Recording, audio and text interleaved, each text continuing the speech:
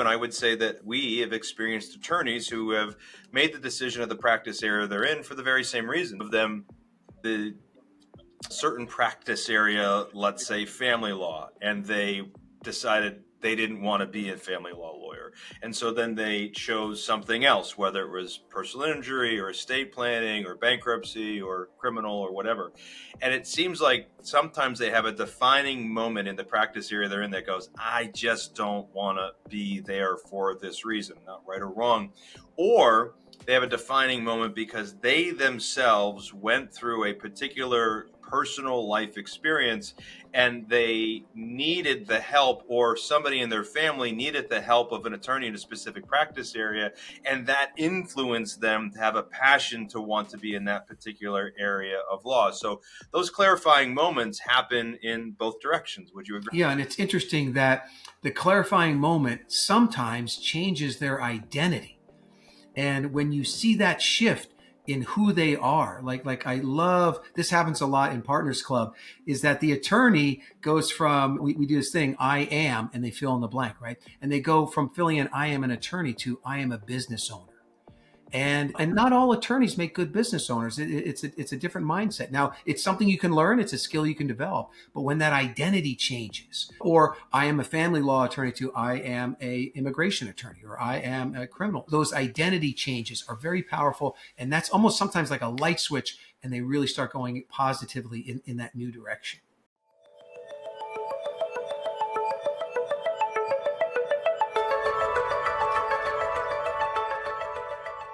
Hey, law firm owners, welcome to the Your Practice Mastered podcast. We're your hosts. I'm MPS. And I'm Richard James. And today, MPS, we've got a special guest. This gentleman is a longtime friend of mine. We were friends long before we worked in business together.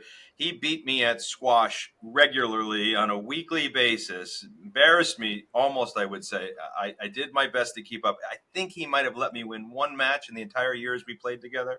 And then we realized as we took the journey together, he had just a tremendous amount of value to add into small business owners and how they can get the most out of themselves and their business from a concept of results. So we're going to be on the call today with our Chief Results Officer, Blaine Oelkers, right? Yeah, we sure are. And Blaine, first and foremost, welcome on. Super excited to have you here. Gentlemen, thank you for having me on. And for the record, I only won because I refused to play golf. So if you get Richard James on the golf course, look out. He's very good there. But I've known you guys for a number of years. Very thankful to be on today and looking to serve. How can I serve? I've been working with attorneys in this area of getting results for many years now. And hopefully can share some things that the listeners can put together, put in use right away. I'm a practical, tactical kind of a guy, not a theory guy. So I'm looking forward to today. Nice. Yeah, we're aligned. Super excited. And one of the things I could say, Blaine, and Rich, correct me if I'm wrong, but I'm pretty sure Blaine has been name dropped in just about every single podcast we've done. People love you, Blaine. And so I think this is going to be a heavily anticipated podcast episode because you just deliver so much value and results to everyone that never a dull moment when people are sharing you. Oh. It's funny that, Michael, you say that because we tell them, look, this podcast isn't about us, right? We don't want to be promotional about Your Practice Mastered or Partners Club or Closing Room or anything like that. What we want it to be is we want it to be inspiring for attorneys who are listening to get inspiration about their practices and how they can grow it and not feel so alone. And so they don't say anything about us, but they always say something about Blaine, which is great because he's made such an impact on so many lives. And so I can't wait to unpack some of the gems that he's uncovered through his journey and things that he's given to attorneys that we know, and hopefully give a couple of writer downers today. Yeah, absolutely. Well, Blaine, to kick things off for people that don't know you, what's something that maybe not everyone knows about you? I would say I had two kind of moments of dawning comprehension that led me to this whole Chief Results Officer thing. But the first one, I got lucky in college. So maybe like you listeners out there, I've always been a seeker. Like, how can I do better? How can I get better? And so in college, I saw this ad where you could send away for, I'm going to date myself now, an audio cassette tape. Maybe some people don't even know what that is. But anyway, an audio cassette tape on this book called Think and Grow Rich. Now, it was a double win because when I got the audio tape, it was recorded. The voice on it was Earl Nightingale, which I know you guys know. Mm. So Earl Nightingale's reading about Think and Grow Rich. So I listen to that tape, I get the book, and that dramatically changes my life. And in the reading of that book, Think and Grow Rich, I realized that what you think about, you bring about. And that kind of led me on this course to be able to, I met my wife in college. We're still married to 31 years now. And a lot of things lined up for me when I took control of my thinking and realized what I think about, I bring about, and took control of my thoughts. And really, so that was dawning comprehension moment one. And then the second one, which I don't know if a lot of people know about me, was I had my degree's in computer science. So I had a good job, and I came back from a business trip. I was working a regular corporate job, and I come back from this long business trip, and my son, Bo, he's about 1 year old, he gives me the cold shoulder. And I'm like, oh, Beth, is Bo sick? Is there something wrong here? And she goes, no, you were gone so long, he forgot who you were. And I'm like, wait, what? So that night I realized when I was a kid, I came home and nobody was home. Typically, both my parents worked. And I realized, and I made what I call a clarifying decision. And it's interesting to watch attorneys make a clarifying decision, which really focuses all your efforts on one thing. And I made a clarifying decision that night. I said, no matter what, I'm going to be a work from home dad. This is what I'm going to do. And it took me a year. I started a couple of businesses. It took me a year, but a year later, I broke free. And I had never gone back. So now I've got about 28 years, I think now, 28 years of working from home. And what that did is that gave me the flexibility to figure out, okay, why does God have me on the planet? And the reason he has me on the planet is that he wants me to help people take control of their lives by taking control of themselves, something I call self-fluence. And so that's the company I started in 2009, and I've been working really almost since then with Rich on that. So there's a couple of things, a couple of moments that kind of got me to where I am and made a big difference for me. Obviously, a couple things there. I don't know. Everybody knows that you were a computer science major. That's what your degree is. So that's kind of cool. But also, you were like work from home many moons before work from home was cool, before it was accepted, before there was software and hardware to support it in a way that there is today. There was no Zoom when you were not to date you, but there was no Zoom when you were stay at home. So it wasn't as easy then as it is now, right? Yeah. Right now it's the hipper thing to do, but yeah, back then it wasn't. And so, yeah, but there were some tools, there were some conference call lines, and you make it happen. But I just had that passion to get there. And if the listeners, if you're listening and you have some real passion for something, you can use that to feed yourself, push yourself to do the things you need to get there. So it was tough. And it was funny. My wife, Beth was like, well, you can quit your regular job, because now we have a second child is on the way, Caitlin. She goes, you can quit your job when you make more money at your side hustle, your work from home stuff. When you make more money than your regular job, then you can leave. So that's what kind of took me a year to get to that point. But we got there. So you made a living from 9 to 5 and a fortune from 5 to 9. Yes, I did. Nice. I think that's great. Now, I'm curious because we heard some of those awakening moments there, right? But as we always say, my business is no different than your business, right? So we're speaking to law firm owners here. You've been down this entrepreneurial path. Why don't you share just a little bit about the journey itself? Because I know you gave some highlights of the big moments that made defining moments, but why don't you share the journey itself a little bit? Yeah. I started working on the corporate side. So I was working at Hewlett Packard when I first came out of college. And I always I had this entrepreneurial desire. And so I worked a job, but I didn't really like where I worked. So I changed job 3 times in the first year, not recommended, but it gave me a lot of experience and exposure. And I started making more money as I moved around, which some attorneys do initially in their career. And then I saved up enough money to actually go into my own business, but I wanted to go into franchising. And so initially I looked at franchising and I looked at a lot of different places, and I liked pizza. So I actually went into Domino's Pizza's training program.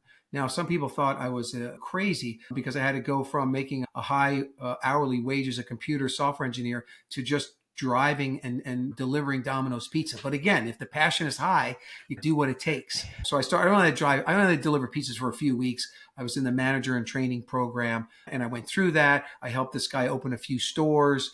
And then the way Domino's works is if you're a manager for a year, they'll help you buy a store. So anyway, I bought a store and I started running that store. And that was one of my first experiences of running a business. Now, there's a lot of things, there's a lot of moving parts, right? And you've got ovens that break down, and you got people that break down and don't show up. And so I really got a sense of how to run a business and how committed you have to be to run a business. It's not always easy. But when you get good people and when you get good systems, like Rich and you teach, it makes it a lot easier. And so I think there's a lot of tools, and we could talk about some of those great tools that are available today that weren't even available back then. But then again, life throws you an event. And so one night at past midnight, I'm in my Domino's store with another driver. We're cleaning up and stuff, and we hear a big crash. Somebody throws a brick through the front door, comes in, ski mask, gun, all amped up on some kind of drugs, sticks the gun in my chest and says, "Give me all the money." And we're like, the money's in the time delayed safe. The combination's on the safe. Doesn't open for 15 minutes. There's about $100 in the till. So he took that and he ran away, and they never caught him or anything. But anyway, that was another kind of moment of dawning comprehension. That wasn't the right business for me. And so I sold it to my manager at the time, and I went back to software development, programming computers. And so that was a very humbling moment because now I was a good worker. So one of the principles I live by, which hopefully the listeners are living by, is going the extra mile. Right? It's never crowded. It's never crowded along the extra mile. So I always went the extra mile. So I hadn't done any computer work for 5 years, but I went back to my last employer, and they hired me back as a contractor, and it was a 90-day trial period or whatever. But they hired me back.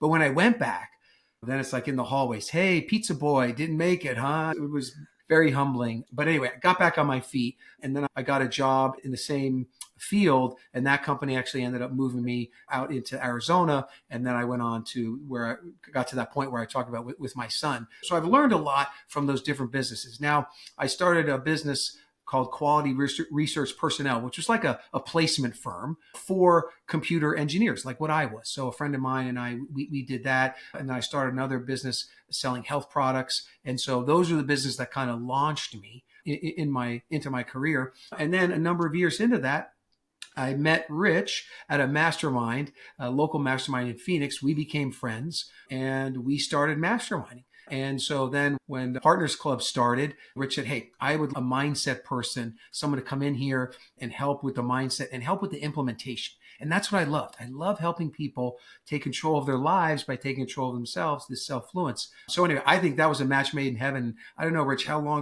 many years ago was that? Was that 2014?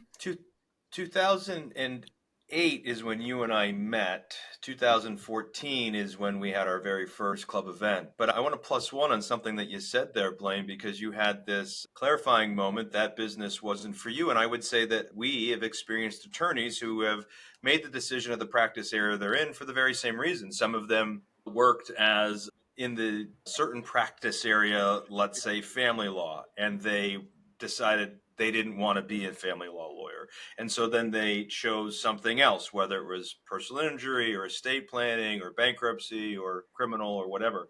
And it seems like sometimes they have a defining moment in the practice area they're in that goes, "I just don't want to be there for this reason," not right or wrong. Or they have a defining moment because they themselves went through a particular personal life experience and they needed the help, or somebody in their family needed the help of an attorney in a specific practice area, and that influenced them to have a passion to want to be in that particular area of law. So those clarifying moments happen in both directions. Would you agree? Yeah, and it's interesting that the clarifying moment sometimes changes their identity. And when you see that shift in who they are, like I love, this happens a lot in Partners Club, is that the attorney goes from, we do this thing, "I am," and they fill in the blank, right? And they go from filling in "I am an attorney" to "I am a business owner." And not all attorneys make good business owners. It's a different mindset. Now, it's something you can learn. It's a skill you can develop. But when that identity changes, or "I am a family law attorney" to "I am a immigration attorney," or "I am a criminal," those identity changes are very powerful. And that's almost sometimes like a light switch, and they really start going positively in that new direction. I think that's great. Blaine, I'm curious because I wanna lean in a little bit from the experience you've had working with attorneys, right? Because that's who we're speaking with here. So, from a perspective of you just get in, you meet with a new attorney. What would you say from a mindset perspective is something that you see off the bat?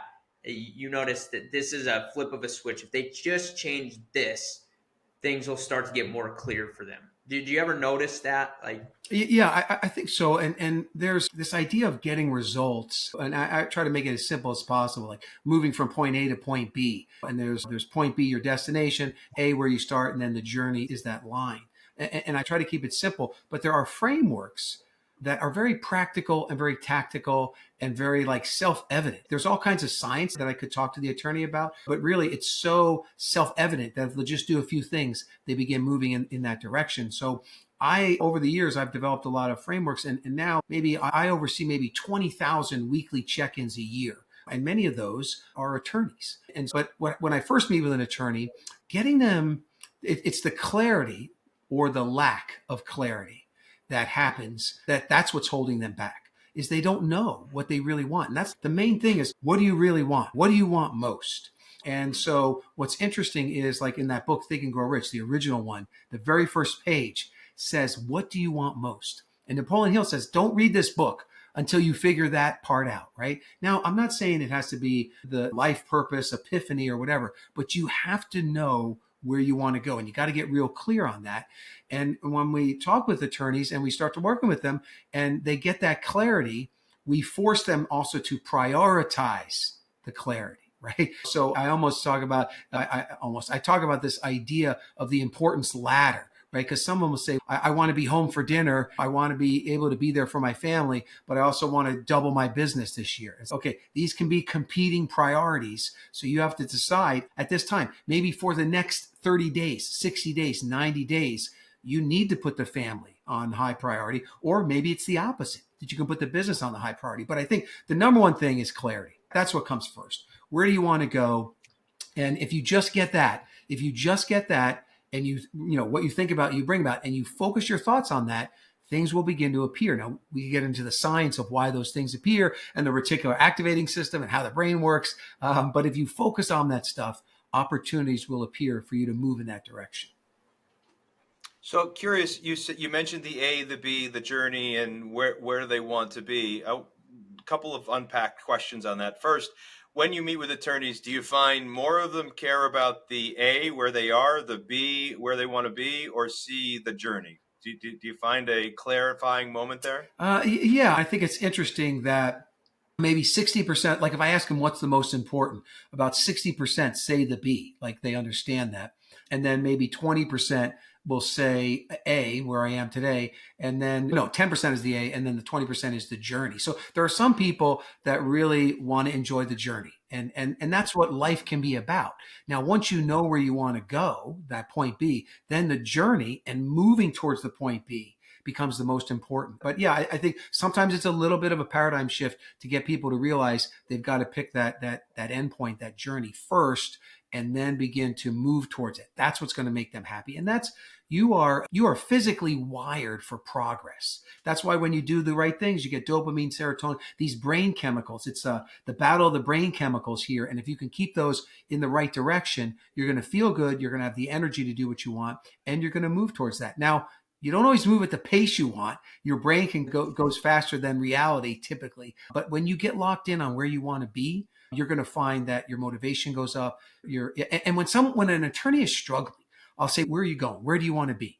And if they can't articulate that, they're just stuck. And maybe they're just stuck in the mud almost, right? They're just spinning their tires. And some of that is very hard to deal with because many times the business model is wrong. And it's gut wrenching when you see an attorney and let's say they're working in the bankruptcy field and they just can't make it work. And it's because the model is broken. Their business model is broken. They don't have the right marketing. They don't have the right workflow. And typically, if I'm honest, they don't have the right pricing structure, which you guys teach very well. And that's holding them back because if the model's wrong, they're never going to have that profit. They're never going to be happy. So anyway, there's a lot involved there, but I think it's gaining that clarity on where you want to be and then moving towards that is the main thing that I try to get them to do initially. Okay, so let's talk about that B for a second as a question.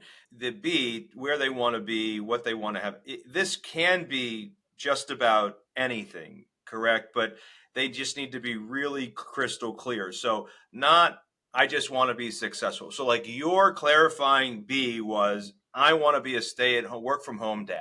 That was your very crystal clear defining moment, right? I want a business that allows me to take July and December off and have it still grow and run without me there. That's a very clarifying moment. I built this practice on purpose with that goal in mind. An attorney may want to reach a certain dollar amount in gross sales or a certain income amount in net income. They may derive their success for some reason, strange as it may be, from number of employees on their team. It may be number of clients served. It may be free days that they have. But my point is, it does need to be specific. Is that right, Blaine? Yeah, it's much more powerful, right? And the more specific it is, right? It's almost like the lantern going into the laser, right? So the more defined it can be, the better your mind can give you the right stuff, right? To make it happen. And we often talk about, you hear people say it needs to be a SMART goal. We actually like to say it needs to be a smarter goal. That means specific, measurable, achievable, realistic for you. Have a timetable, be energizing, and be recorded or written down. And the energizing is so key. Like someone can tell me their point B, and if they're not excited about it, like it doesn't have enough power. It doesn't have enough juice. That is not your God-given point B. That is not, if it's not exciting for you to get there, then it's not the right thing. And you can have multiple Bs, right? You could have a B about getting home for dinner every night, or, going on that taking July off. And you could also have a business B. You can have many Bs. But in the end, the Bs do have to go on the importance ladder there, because you have to decide. You have to make decisions in the now, in the real time, on what you're going to do. And that comes down to Bs and the priorities or importance or value of those Bs. I think that importance ladder is so powerful personally. I think it's a very valuable concept and one that should be adopted, because I think it helps in decision making, in determining where items are on your scale. Blaine, I know you have a plethora of daily success habits, but I'm curious, this is a two-part question. What do you personally do on a daily basis that contributes to your continued success? And then what is maybe something an attorney could do on a daily basis that can contribute to their continued success? Yeah, good question. And so I am probably a consistency nut, so to speak. I'm really driven by consistency. And so I just checked my number one consistent habit is 1,974 days in a row. I checked it right before I got on here today. And for me, that's this a Bible app. So there's a Bible app, YouVersion Bible app. It tracks every day that you go in there. And I've done a Bible plan or Bible study, now for over 1,900 days in a row. But now you're making me check mine to see what mine there is. you go. But the key here is, I'll give you a couple things. One is I do have this very simple framework called the 21-second habit. How to create a new habit in 21 seconds, not 21 days. And it's a 3-step thing. But one of the big things is habit linking, right? It's linking the new habit to an existing habit. So when I said to myself, okay, Blaine, there's a couple of things you want to do every day, every single day. The Bible app is one. The second one, which is an insight into what an attorney could do, is I wanted to take a mind shower every day. Now, a lot of people take a physical shower. You wash your body, or else it stinks, right? The same thing with your mind. If you don't clean your mind out, it's going to have a lot of head trash. It's going to have a lot of trash. So what I did is I wanted to habit link that to something. And I said, what do I do every single day without fail every morning? Every morning, I don't need any willpower to open up my phone. That happens every single morning. It's the first thing. Now, sometimes the alarm's going off there. But you know what? My son was actually just moved back from Denmark, but I want to check messages. I want to check bank accounts and orders and emails and news. And like the whole world is waiting for me in that phone. And I have a high desire to want to check that. So what I did is I moved all the apps off my home page on my phone. And I just put the Bible app and then Headspace, which is a kind of a meditation app that I could use for the mind shower. And so what I said is, when I wake up in the morning, I'm going to open the phone, and when I open it, there it is, only those 2 apps. I have to do those apps before I'm allowed to touch anything else in the phone.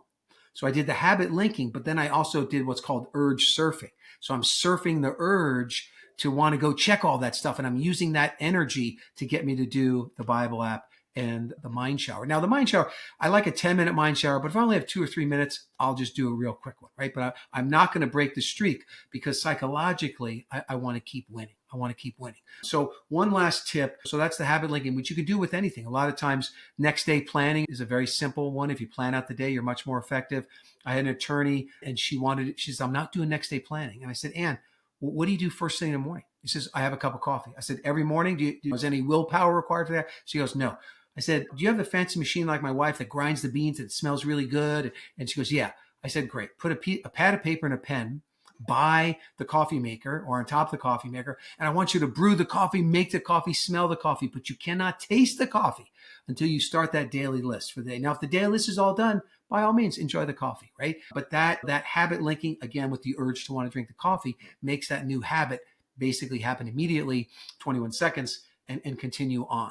All right, last tip is that this is the newest thing. To interrupt you. Yeah, go ahead. Before you get to the next tip, to interrupt you, the one, you've taught me so much, but the one thing that I use relentlessly is habit linking. It is, everybody thinks, how long does it take to form a new habit? There's answers all over the place, right? 21, 49. I've seen all sorts of answers about how long it takes to make a new habit. The answer is no. With your habit linking formula, it's instantaneous. If there's something that you do every single day and you need to start a new habit that's going to be every single day, just attach it or link it to that existing habit and it happens instantly. It is the best biohack I have ever heard. And you taught it to me, heck, whatever that is, 16 years ago now. Yeah. Anyway, it just as a shout out. I don't know, Michael, do you find yourself using it as well? Oh yeah, I link it to a lot of things. I need to get better about linking it to Duolingo, but I was going to actually talk about streaks and how you just talked about streaks, and psychologically you do not want to break that streak. And an app like Duolingo with those streaks, I cannot miss a day of doing that. I physically just won't allow myself to miss a day doing it. So I think habit linking, in addition to just psychologically wanting to keep up on a streak of something, is super powerful. Yeah, and you hit on something there. When people psychologically, when you get 3 or 4 days in a row, you don't want to break the streak. So I started Duolingo 88 days ago. I know that because that's my streak. Now, I'm also overly competitive. So I can go into like word review in my Duolingo for Spanish. I can go in word review, tell it that I cannot listen right now. And I can do that in 21 seconds, that little exercise. So I do have it down to a science. Now, I like to do it more than that, obviously. But anyway, you're so right on those streaks. And there's so many things you can habit link to. Getting up, getting dressed, or driving to work, stopping at a stoplight, brushing your teeth. There's so many. We are all habit masters. And there's some things you do weekly or some things you do more than once a day. So there's lots of different ways to link this stuff for sure. Yes. Sorry, and I know I was going to say, I know we took you off path a little bit there, but I think you were going to go into one additional point that you were making. One last tip, and this is hot off the presses, meaning that Partners Club, this organization is mastermind of attorneys. We have a newsletter called Kneecap to Kneecap. And so every month I write an article about getting results. And so the article that I just put in there was the success that a number of attorneys, actually Joe and Eric, they had a lot of success with this one thing that radically changed their results overnight. And not only it changed their results, they were in a better mood. They got more done. They were better for their family. And it just radically changed them. And it was pretty simple. And you may have heard this before, but I'm telling you the power, if you unleash this power in your own day, it will pay big dividends. And what they did is they got into work 2 hours earlier than they normally would get in. Right. So instead of going in at like 9, I think they get in at 7, or instead of 8, maybe it's 6. And so what happens is just that. Now they're a little tired the first couple of nights, but they said after they did it for a few nights, then they just started going to bed a little bit earlier. And that nighttime time wasn't that productive for them anyway. But when they get into work early, maybe you can only do an hour, whatever it is. But when they get in there early, first of all, they can clean up the mess from yesterday before the day starts. They also, they feel like they're ahead the whole day, because they're getting stuff done. By the time the world starts knocking at their door, they've gotten a couple of hours of work done and they feel great about it. Joe mentioned that he gets home for dinner. He's able to go to the kids' activities. He feels like a better father. Just all these benefits psychologically and physically with getting the work done from just making that change. Now, it takes a little bit of a commitment, and occasionally they fall off the wagon and they get back on. But that's something that just getting up a little bit earlier and before the world attacks you, doing something for yourself, getting your stuff done, moving your needle will pay a big dividend. That you try it for 3 days. I guarantee you'll put some form of it into your life. That accountability that happens or is required when you fall off is really important. So obviously I know who you're talking about, and they use our dashboard communication tool to make themselves accountable to the group that they're doing this on a daily basis. And there's a couple of challenges going on in our world right now. One's a physical challenge. One is this challenge about getting there a little bit early. And in both cases, the ones who make themselves accountable to this are the ones that seem to stick to it. And so some accountability helps in this. Would you agree? 100%. It's probably studies are 300 to 400 times the results when there's some kind of accountability, especially if it's written, if it's to another person. And remember, it could be small. It could be just you write it to yourself. That's okay. Not super powerful, but having some other person accountable to your actions for someone other than yourself, super powerful. So powerful. That is one of the backbones of the framework that I teach, that we use with the Partners Club, that we use with that is a weekly kind of implementation accountability meeting. And I know if I said to myself a year and a half ago, I said, I want to get healthier. I want to eat a piece of fruit every day. And I want to have a salad every day, not just fruit and salad, but I want to have one of those every day. And I know if I just did that myself, I may have some success. But if I start a challenge where I go out and on Facebook and I say, who wants to do this? And maybe I'll give $1,000 to someone who can do it longer than me.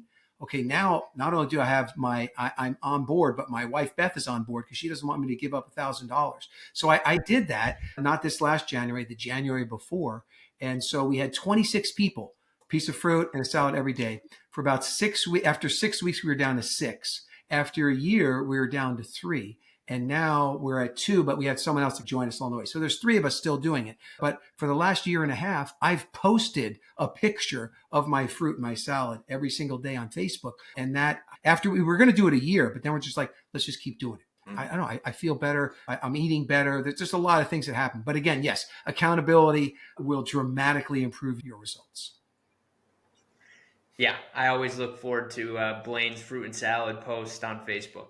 It's been a great streak, Blaine. Look, there's probably a myriad of things to have you fired up today, have you excited about. But for you, what is that? What's got you most fired up and excited today?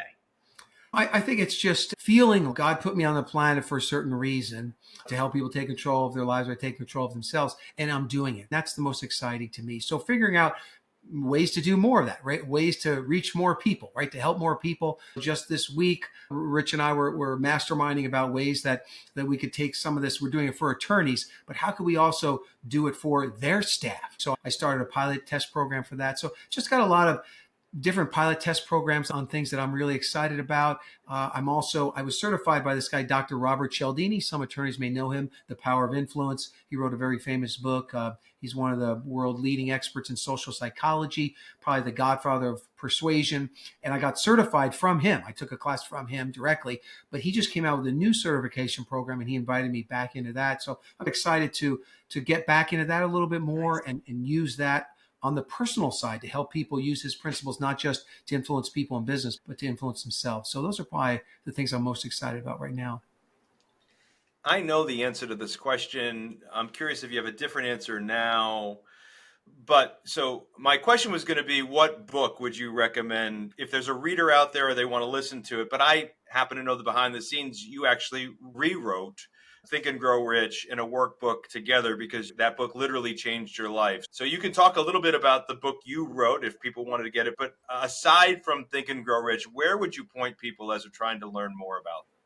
I think, the number one book, I have this book, Think and Grow Rich, the book study edition, which is 3 books in one. But I found that people read the wrong version. So it changed. There's some missing instructional pages. So anyway, I wanted to bring back the original, but also I had written a little guidebook, so I put that in the front. And then I did a book study. So every chapter, it's give you a powerful sentence, the key insights, and maybe action steps from each chapter. So all three of those books are in one book. So that's what I have there. Outside, Can they get that on Amazon? no, actually, I sell that directly. Masteringtgr.com is where I Okay. sell that. And so outside of that, there's so many good books. I think from a business standpoint, I like this book called Get a Grip, which is basically the story version of a book called Traction, which is this entrepreneurial operating system. I see a lot of attorneys, again, shift their identity into being a business owner when they go through that book, Get a Grip. So I think that would probably be my kind of my business book of choice at the moment.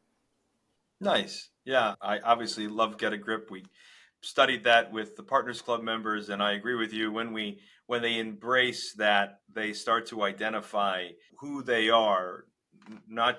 And we've been talking about this a little bit, right? This framework of to put some icing on this cake. The attorneys fall into four basic categories, right? They're the attorney who does everything themselves. Maybe they have a single part-time assistant or something, but they do kind of everything that themselves. We used to call it keep it small, keep it all, but they wear every hat. They do the admin, they do the legal, they do the finance, they do the sales, they do everything. And then you have the manager, right? So the next quadrant would be the manager, which is this an attorney that has maybe a few employees or a handful of employees, and they really still have this mindset that if it's going to get done by me, but they still have these people help them with tasks. And so there's somewhat of a manager, but they still carry the burden. And the bit more the firm grows, the more they work. And then you have attorneys who graduate into the CEO role, who actually progress into the position of being able to have the firm run by leadership and can leverage the different pipelines that are available to them. And then finally, you have this investor role, and that's the attorney who no longer works in the law. They no longer work in the firm. They're just an investor standing outside of their firm, looking for the different leverage points and using strategy and the tactics put together for the right instances to really move their firm to the next level. And watching them read Get a Grip, if depending on what stage they're in, especially if they're in the attorney stage or maybe in that initial manager stage, and then starting to see themselves in a different light, it's really fun to watch them utilize the tactics you've given them on how to get more results from the chief results officer himself, as well as the tactics that the book give them. And they have this change in mindset of they don't have to be stuck in this one quadrant if they like the opportunity that the other quadrant offers them. And so it's fun to watch that evolution happen. Man, you have been a huge conduit for bringing success to attorneys in our world, and of course business owners all over the globe that you've worked with throughout the years. So I just appreciate you, and not only coming on here and sharing your wisdom, but what you've done for us as a program, what you've done for our members. There's no doubt there's a reason why they always mention you. You're the kindest soul I have ever met in my life. You don't have a mean, nasty bone in your body, or if you don't, I've never seen it in the 16 years I've known you. So you are just a super awesome human, and I'm just honored that you're in our world. So thank you for being on today. And by the way, there's so much more we could unpack, individual ideas that we can have you back on again, because we just brushed over the surface of all of this stuff. But I appreciate you giving a nugget or two that they could sink their teeth into. Yeah, I love it. And I will also say right back to you guys, this Partners Club, I've seen more attorneys transformed through that program than any place else. And what I also like is I've watched those attorneys go through those quadrants you mentioned, but I've also watched you really help the attorney perfect the quadrant they want to be in. Because some of those people keep it small, keep it all. They just want to figure out how can I do this quadrant better. And so those tools and resources are there, and it's fun to watch those lives change. So you guys are doing a great job. Keep up the good work.